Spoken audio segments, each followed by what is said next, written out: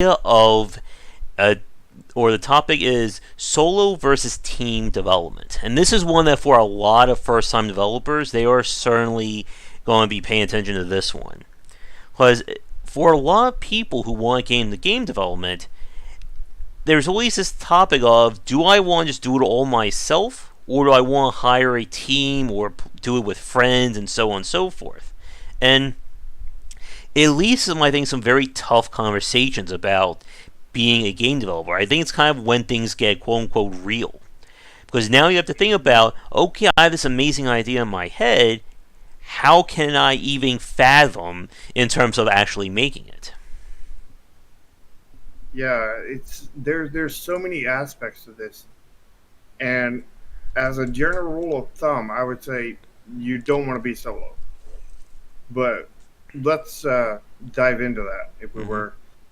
So, um, when you're looking at it, you have to look at talents, that are going into your game. You got to look, you know, you could be like we talked about, amazing artist, but a horrible programmer, or you Yep. could be an amazing programmer and be a horrible artist. I mean, do you want a game that really lacks in one of those departments?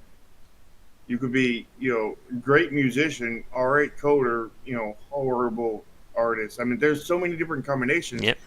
and there's very, very, very few people who are really good at all of them. And I want to stay on that point for a second because I remember reading in, I think it was game architecture and design. It was like one of those design books from the last decade. This idea of a lot of people, and even to this day, of the quote unquote rock star developer. That mythical person who is a brilliant artist and a master programmer and knows everything there is about design and can do it all themselves. And I think a lot of people have kind of moved away from there. They've kind of I think busted that myth in terms of being in the game industry. Well, I think there is one person who I know that is that, but only one person. Hmm. And that's the developer behind Stardew Valley. He was good at everything. He was an omni-talented guy, but he is the only example I can think of. And if you're trying to be a Stardew Valley, good luck. Hmm. That guy had so much talent. It was crazy.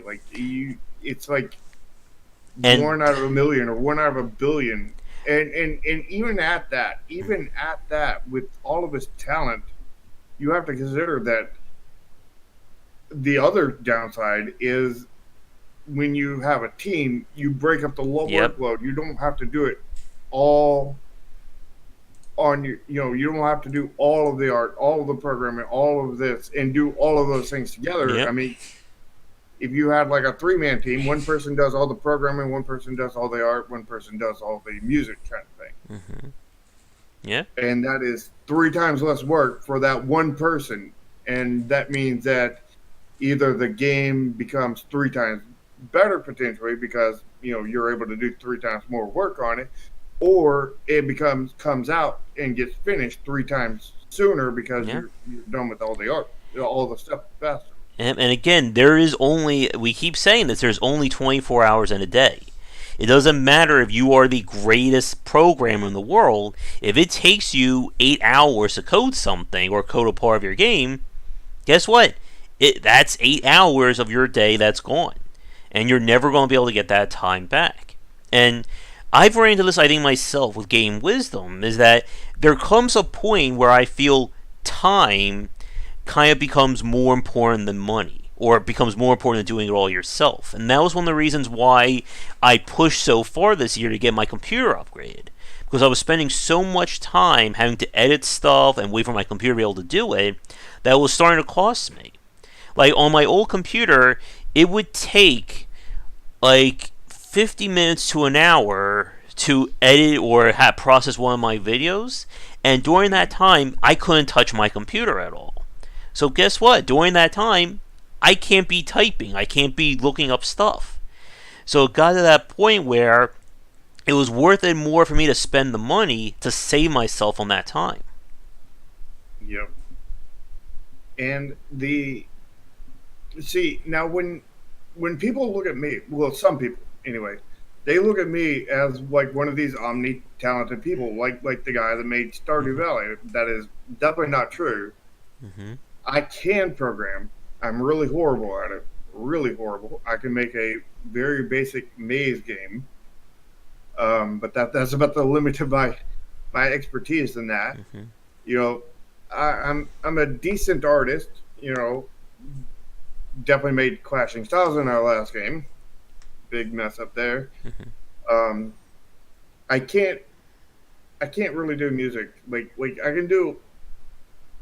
can make more music in real life than I can for a game kind of thing. Yeah.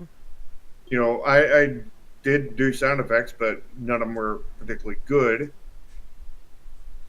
You know, I think I'm a pretty good writer. I think I'm a pretty good designer. I would say personally, I'm a writer and designer that can do a bit of art and sucks at everything else. And I do want to clarify a very important point there as well. That Mm-hmm. for people watching this, when we're talking about, having a niche versus being able to do it all, it's still very important to at least grasp, I think, the other disciplines. This is something that when I spoke with Brian on our cast about it, he brought up. Like when people come to work for him, he tries to make sure that everybody can at least understand the various parts of making a game.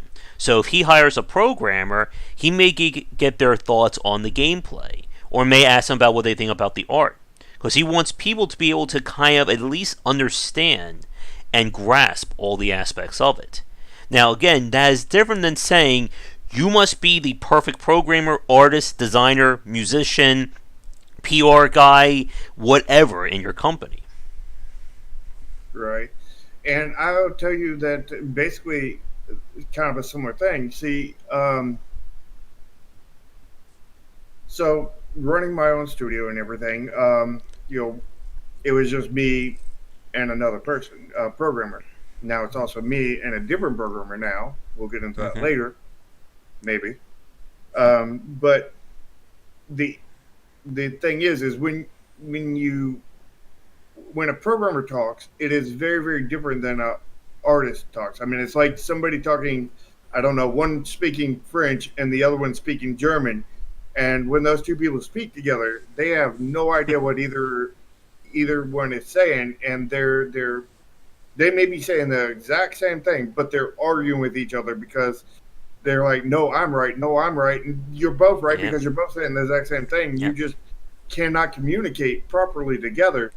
So when you have an artist that knows something about programming or a programmer that knows something Mm-hmm. about artists, they can bridge that gap. They can, it's like having a bilingual person. I mean, you may not be, like an expert at programming, but if you know a little bit, a little bit goes a long way. Yep. And this is why many colleges and schools that teach video game development will have their programs have courses in both those disciplines. Because it is important for you, even if you will never program a day in your life, it's still worthwhile for you to at least understand how coding works, or specifically programming logic. Like that to me is kind of like a little bit of my strength. Like I am a terrible programmer. My brain does not work to code, but at least I grasp programming logic. I can talk, how things can work from a programming point of view. I understand what that means. Don't ask me to actually do it, but if a programmer comes up to me and starts talking about things, I can at least generally have a conversation. Like when we did that cast out developer who was writing their own engine, I was at least able to kind of follow what he was talking about there. Yeah, I mean, we wrote an engine for our last game, and that is a huge Mm-hmm. undertaking, and I couldn't remotely do it. The programmer that I have now doesn't even want to work with the engine that we had started building. So Mm-hmm. we're actually scrapping that, basically going with a Godot engine, Hmm. and work because that's what he's familiar with. And when it comes to programmers, you generally want to put them in whatever Yeah. tool they are most familiar with because that's where you generally get the best results from. Oh yes. If you remember from the whole BioWare fiasco that happened earlier this year, they were mandated by EA to switch to, I think it's the Frostbite engine, which like nobody on the team ever used before to build Anthem.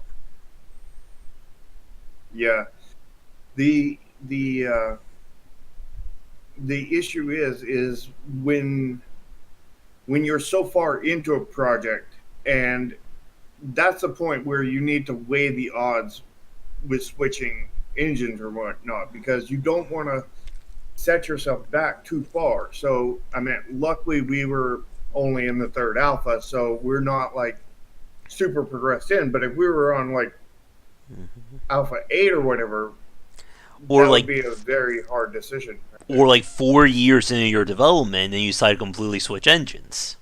Oh, that's game over right there. Yeah. And I won't go to BP's point there that small teams do need people to wear multiple hats. And that is certainly true. And it's also one of the reasons why it can be tough for like new developers. Like, raise your hand if you've seen on a Facebook group or Reddit page or whatever somebody saying, "I would like to build a video game. I am not a programmer or an artist, but I can at least give you ideas. Can I work with anyone to make this game?" Yeah, like uh, the finding teammates is hard, Mm-hmm. and I mean really hard because I mean it's not hard as in finding somebody who will say yes.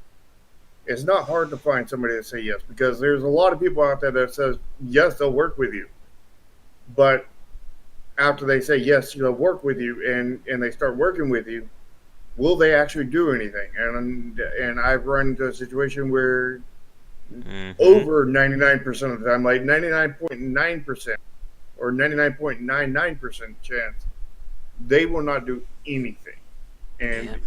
and they might as well not even join. It was just I remember, like, pointless. as a bit of an anecdote, I remember working with like two other guys who were going to come with like this 2D like action adventure game, and like I wrote like an entire design document. The artist was doing like sketches of all the characters, and the programmer like kind of like disappeared. Like he kept saying, "I'm going to do stuff," or "I'm working on it. I'll get something up. It'll be all great." And it was like 3 to 6 months, and he finally had a build which was like super, like it was like just like simple graphics and like a character going like walking like this and doing like a little jump, and that was all he did out of like 6 months of work. And it was at that point I was like, this is never going to work. Yeah, I mean, I've had issues. Uh, I seem to have a lot of issues with artists, kind of thing. Like that seems to be my biggest issue. Like I can find programmers that come in and will help out more often. For me anyway, I hear the opposite is true for other people, but Mm-hmm. for me, I can generally find programmers that will come in and help and whatnot. And I just had a long-term programmer finally leave after like 5 years, I think, that we Mm-hmm. worked together. And he didn't leave because he wanted to quit or anything. He left because he was burned out and because Yeah. he's doing game dev for in school. He's doing college. He was doing it with me, and I think that he was also doing it with his college friends at the same time. So when you're doing game dev, and game dev, You're stretching yourself thin there, and it's that idea of, do you want to eat like cake every day of your life, and that's the only thing. yeah, it's really difficult. Yeah. Hopefully he'll come back, and maybe he'll come back in a Mm-hmm. few years, but we'll have to wait and see. But he was a great friend of mine, still is a great friend of mine, Mm-hmm. and I would like to work with him again. But for now, we have to move on without him. Luckily, just as he quit, I had a programmer that I met over here on your channel Mm-hmm. that jumped in and said he wanted to take the reins and everything, and we'll Mm-hmm. have to see how he works out. Yeah. But I have good That hope for that. and that. On the other hand, artist wise, like I've had thousands of them come in, and they have never worked out. Pretty much. I mean, like the best, the closest thing I've had to an artist working out is this one girl did like I think like 10 really good images, Mm-hmm. really good concepts and everything, and then that was it. And that was I think across like 6, 9 months, a year, Mm-hmm. something along that lines. I mean, they were really good, but it just didn't work out. Well, I had another one that did some decent looking art, and he did, I don't know, Yeah. a decent bit of pixel art that was for probably about. He did it for about a year, but it was probably only like maybe a month's worth of work kind of thing. Mm. Still not enough to do a game, and when he quit, we had to scrap all of it because Yeah. you can't do mismatched art. Yeah. And you can do that. That's a weird thing. You know, when we're talking about aesthetics, you can't do mixed matched art, but you can do mismatched programming. Yeah. Because the consumers don't see programming. They'll see Exactly. bugs and issues, but they're not going to be grading your game on your coding. Just Exactly. imagine that in the future, like game reviewers doing that. Have a special review score for it. Does the code make sense? I mean, people do grade you on your code. They're Hmm. just other programmers. Yeah. And I want to go back to a point that BP said about again about arguing between making everything from scratch or using engines and tools. That was another person I spoke to who always had problems getting help from other people or using pre-made stuff. He wanted everything to be done by hand or by his hand specifically. And Mm. again, this goes back to this idea of the hotshot developer that only I can make this game. Is my vision, or it's my way or the highway. And again, for solo developers, that's not a problem when you're essentially arguing with yourself. But when you're trying to build something with a group of 5, 10, or even just one other person, it can be very hard for some of these personalities to kind of like get together. Yeah, I think some people need I don't know a wake up call. You know, they Mm-hmm. need to learn how to work in a team basically Mm-hmm. because I mean, not every job in the world, but most jobs in the world that exist out there, you have to work in a team. I Mm-hmm. mean, you could probably be a librarian without working. I mean, you could probably be a lone night shift maintenance Yeah. person or a lone or a guard and no well even a guard I think you would still have to work as a team because you'd have to have the radio contact and everything, so that one Mm-hmm. doesn't really even outfit for get outside of the team. I Yeah. mean you really need to work on a team with most stuff. I mean the whole human civilization was built on working as a team because like you go back to caveman days. I mean, Mm-hmm. nobody was able to do anything. Like one person made, like the stone axes or whatever, and somebody else made, the stone, chisels, and somebody Yeah. else made the stone whatever. Yeah, and he was one of those guys, like, unless he was, like, the manager or in charge, he didn't want to do anything, kind of thing. Like, if it didn't come from him, he didn't care about it. Yeah. I mean, I can see that, but I mean that that really lends itself to the game design role. Mm-hmm.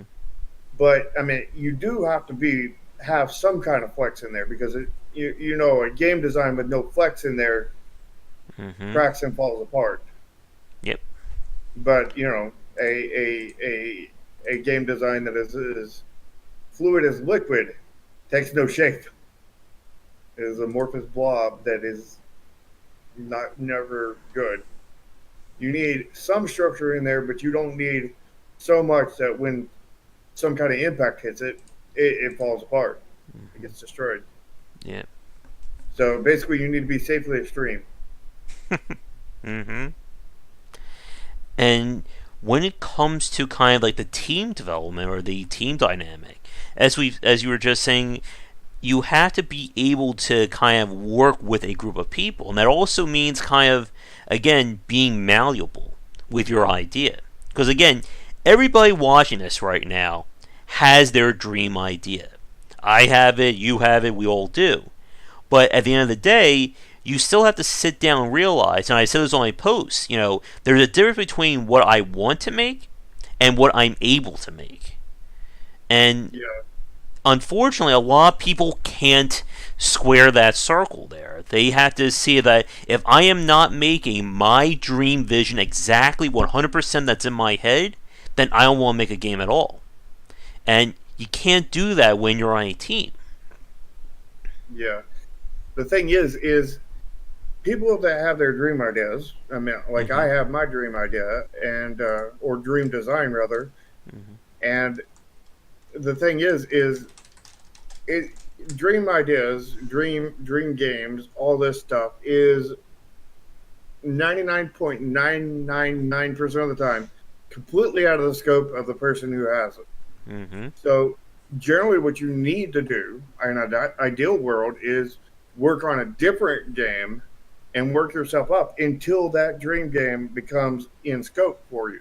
Yep. And by that time, you've already got a team that you're already working well together with. You already have, this synergy with them. Mm-hmm. And then you go talk to the guys about the game. You probably talk about that game while you're making the other games, and everybody's getting excited for it and everything.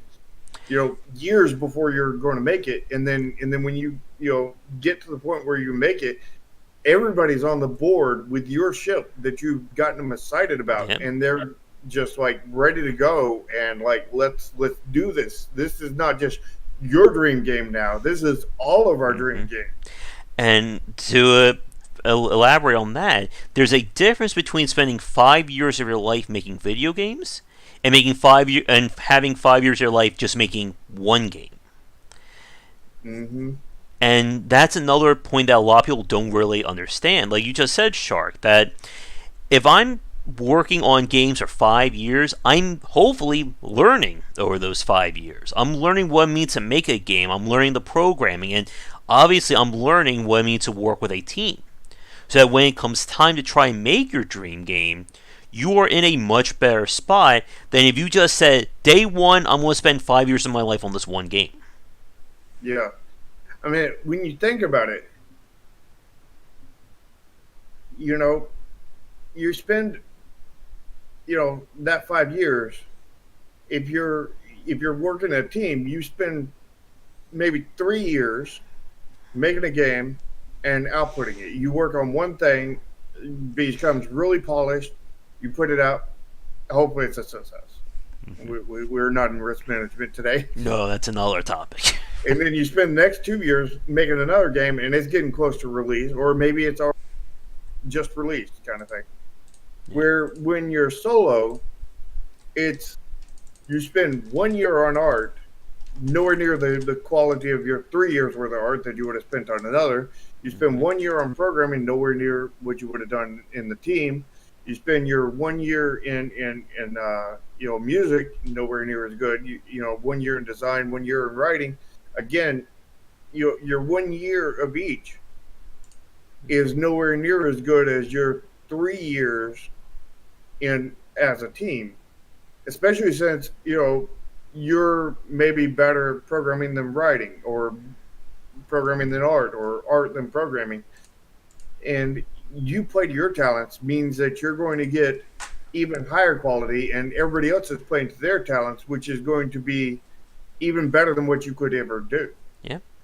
And that's another really important point about working as a team there. That you, like as you said earlier, Shark, that you're okay at programming and doing music. Something that you could spend 2-3 months of your life doing.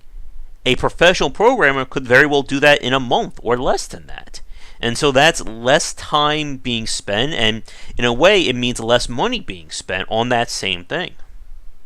Oh, I would hardly call my programming all right. Uh, what my masterpiece of programming, and keep in mind this is not a masterpiece, but my personal masterpiece of programming took me, I think, like 3 days to make. Mm-hmm. Where my old partner Monkey could have probably done that in probably about 20 minutes, Yeah. and it would have probably been 10 times better than what it is. Mm-hmm. And like this is again like getting back to this whole discussion that it's very tricky to be able to, like, on one hand we're saying you have to understand everything, but in the same breath you don't have to, you're not supposed to be the master of everything. And generally we see from smaller teams, again, like going back to BP's point about everybody wearing like many hats, that there's still somebody who's in charge of programming or somebody who's in charge of art, but everybody at least can understand the roles that are going on. Yeah, and it's all right to cross into those, Yeah. just as long as the team works good that way. Mm-hmm. You know, and depending on the game, you might want to offset your. Oh, now I'm losing my voice. I'm getting Josh syndrome. You may want to offset your team in a certain way because, like, if you have a game that is very light on programming, but very heavy on art, then you probably want more people working on the art than the programming. Oh yeah, and again, like we kind of mentioned, we kind of danced around this in the first part of this cast about the importance or the work that goes into making good art. But when we're talking about like AAA development, fully 3D environment and all that, that takes a lot of time to do. And like one person is not, like, to give you an example, like from Dark Souls, there is not one person who made a level in a Dark Souls game. That was probably a team or teams of people doing all the art for that. Oh yeah, lots of people, probably hundreds. Yes. Like, it doesn't matter if you are the greatest gothic horror artist in the world, you are not making a Bloodborne environment by yourself. Or at least not within like the span of a lifetime, basically. I mean, you could spend your whole life and might make it, but it'll be really outdated by the time you get it out. It'll look like the most crappy art there was. It's like, did you not spend any effort or time on that? It looks like crap. Yeah, exactly. It's like you only spent one lifetime on it? That looks like crap. Mm-hmm. And where's the multiplayer? Why didn't you do that at the same time? Yeah, that only takes a day. Mm-hmm. An hour if you skip lunch. Mm-hmm. Yeah. But I mean, with our current game, we're going. I've sort of set myself up to a challenge here. With our art, because art is a big factor of everything. Whether your sales and whatnot, whether you make money or not. And I was like, okay, we definitely don't want to repeat our past mistakes. So we're going to make potentially a whole new mistake, and that is we're going to take our art and we're going to, it's 2D art, but we're going to take it up as close to AAA quality as we can. We want this game to look super polished and super aesthetically pleasing. We're not dead set on this has to be AAA quality. We're set on we're going to do the maximum level of art that we can possibly do within our budget. Yeah. And that's a point I think that may be a little too big for right now, because I think we are past the 2-hour mark, so I don't want to wrap things up in the next few minutes. But being able to manage a team and manage a budget at the same time is a very hard thing for a lot of people there. Because again, like when we talk about things, as BP said a minute ago about being in and you have to play your strengths, most people who get into game development didn't get in with a business degree. Although, actually, that may be a lie, because I've spoken to a lot of people who went to business school and became game developers. But the amount of skills that are required to run a studio and manage a team, it's very rare to find someone right out of the gate that does everything like that. Sometimes you do get lucky. Sometimes, the co-founders of a studio, one guy went to business school and has a programming background. The other one is an artist who also does game design. But again, it's kind of like getting a 30% shot to hit in XCOM. Like, that's very rare to see that. Yeah. I don't have any kind of business degrees or anything myself, but what I do have is when I was a teenager, I got promoted all the way up to the top of Domino's, and I was head manager at 19 years old, and I had a lot of leadership training in that and a lot of management experience. And I also seen the numbers that that went into things, and Yeah. seen how the business run, and mostly run it for the most part. So I mean, I had a lot of experience in that. That doesn't make me an expert at business or anything. Hmm. And running a pizza place is very different than running a game development studio. But like, there are a lot of parallels there in the business side that come over. Hmm. Yeah. And again, like, that's one of the things about game development, that there are no, perfect set of skills or things you must learn in order to be able to make a video game. Every game's development is different. And that also, again, makes it very hard to be able to tell someone or teach it to somebody. Because what I say works for my game or for what I know may not apply to your game.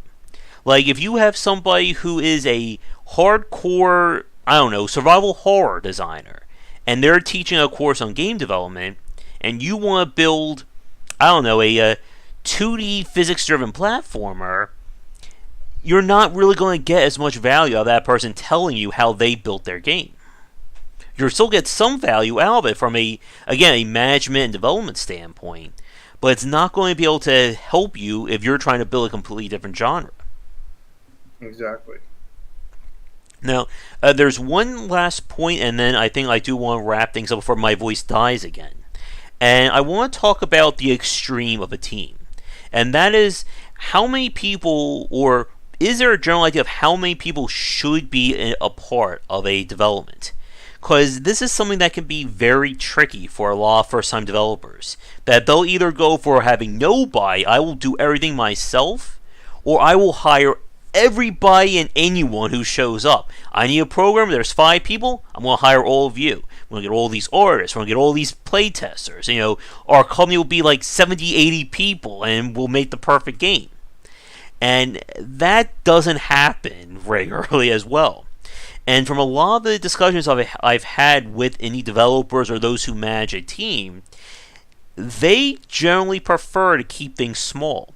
When I spoke with Brian Collin about this, again, he said that he found the magic number to be about 25 to 30 people at maximum. When you go above that, it's very hard to say or to stay personable with your team. Yeah. Well, what I've heard and everything, I don't have personal experience on this kind of thing yet. Hopefully, I will get it eventually. But from what I've been told from like my mentors over time, and like many other friends that are game developers, is it seems like the magic number, the optimal number for a development team is 15 people. It's small enough to be, that everybody knows each other, and the team works well together with each other greatly, because there's not like go see the HR department or go see the art department or anything like that. There's no. And that's what he was saying too. There's none of that, but at the same time, it's big enough that it spreads the workload quite a bit. Mm-hmm. And the more the workload is spread, the faster and bigger games you can build. Yep. When you're going after that dream game, you're going to want a big team, kind of thing. But again, not too big that it becomes, now unless if you become big enough that you can have managers and assistant directors and all that, then yeah, you can have a team of 50 plus people. But then you, again, as you were saying, Charles, Brian said, you lose that personal touch. And then you get a point where, you have a team of 30 artists who are all doing like their own thing, and they'll never talk to the programmers, who'll never talk to the designers, who'll never talk to the composers, and you get the picture. Yeah. and that is the big issue if you get big enough. I have a personal plan. I don't know how it's going to work out, but if we succeed to this point, what I want to do is build a 15-person team, and then build another 15-person team, and then build another 15-person team, and have all these teams, talking to each other crossways, but they're working on their own games, and let you have really good team dynamics within each team, Hmm.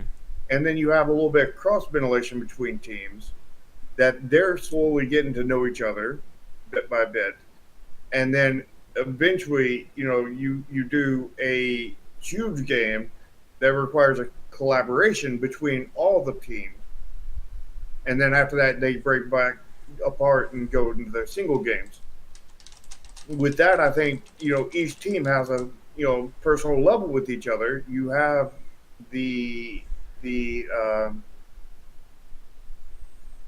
you have the dynamic there, and then you have like the sideways dynamic, and then when they come together, Hmm. hopefully they can work pretty well together. Yeah. But I don't know that.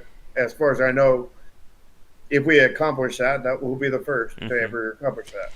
And when we Well, start talking about project management and group dynamics, that again, that's another topic or three right there.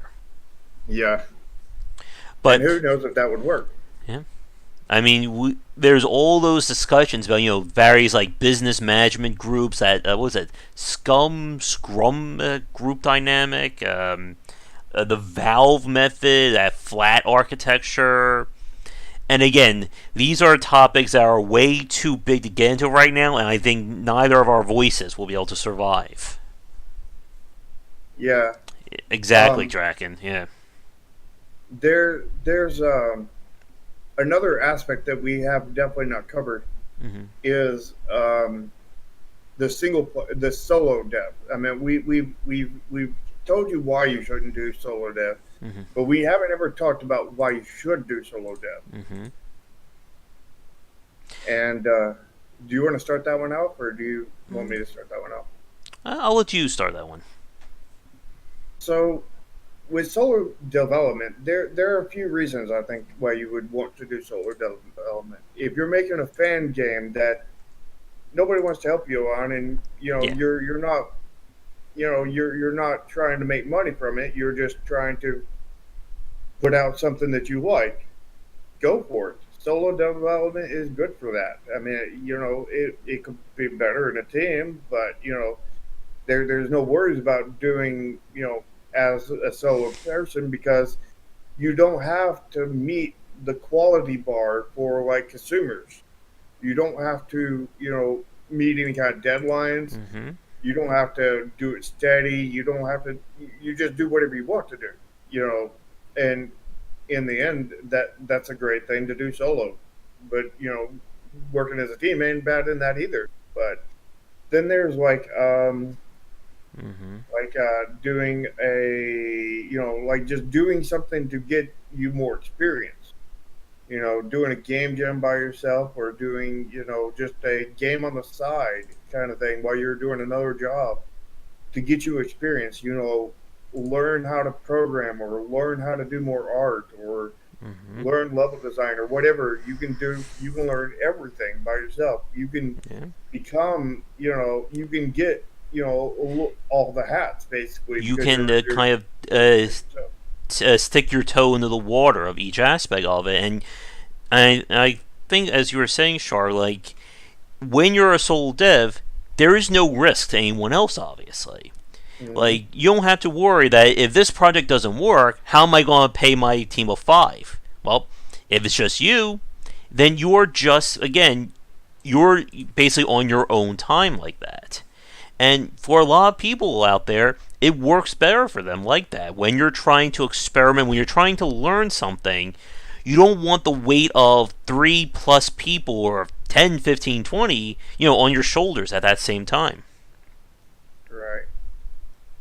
And there's definitely a time and a place to be solo. I mean, we have some developer friends that come onto this podcast that are solo, and like I admire them, but like I really wish that they would team up with somebody. It's Mhm. I wish them all the best, and I hope the best Mhm. for them. But and they have made some good products in the past, but it's like just imagine what quality of products they could make if they teamed up with somebody. Yeah. But again, finding teammates is so hard, Oh yeah. especially if you don't have money. Because money is the really Yep. only true, absolutely true way to get a teammate. Yep. You can't do if you don't have if you don't have the money to pay for the services, then you have to rely on people doing it for free, or I forget the term off the top of my head for that. Rev share, Yeah. and which rev share is almost always a bad deal. yeah, and again, like it's different asking somebody to do something when they're getting paid by you to do it versus having them do something because they're trying to do something. Yeah, I mean, my company started out by doing rev share, Mm-hmm. and and it was horrible. Like nobody would team up with us, or the ones that would team up with us wouldn't work out, Yeah. and it was just a lot of just spinning my tires basically, and there was a lot of work getting done on my side. Basically, no progress in the game. No progress total Mm-hmm. because I do what I do, and none of that gets to see the light of day unless everybody else does their part, and that that just doesn't work out. Like I mean, eventually, I found Monkey who stuck with me for 5 years, but that is the only person that's really stuck with me for Mm-hmm. any real length of time. AKA game length of time. Mm-hmm. I had a musician that came in and stuck with me for about a year and a half, and then left, and then came back like 2 or 3 years later and came in for like a year or so. So like I meant like total it was like a year, but it wasn't to where it would complete a game. And if you don't complete a game, I mean, It basically there's doesn't not matter, much point. Yeah. and there's no money as well, and that's the Mm-hmm. problem. Like you can promise somebody, oh, you'll get so much money when this game is released. Yeah, you work on the game for 3 years and it's still like 30% of the way done. Who wants to stick around like that? And Yeah. that has ruined friendships. I am very sure of that for many Mm-hmm. first time developers. Yep. And there was lots of people that burned me on that kind of thing, and I've tried to take it in stride. I probably took a bit of it too personally because it does hit close to home, kind of Yeah. thing. You do all your work, and then they slack off and do nothing, and it's like, what's all my work for? You're just Mm-hmm. doing nothing. You're wasting my time at this point. You're not helping me. You're hurting me. And it's hard. I mean, you're very unlikely to find much of anybody Mm-hmm. that's going to help you for free for Yeah. any length of time that would complete a game. Yeah.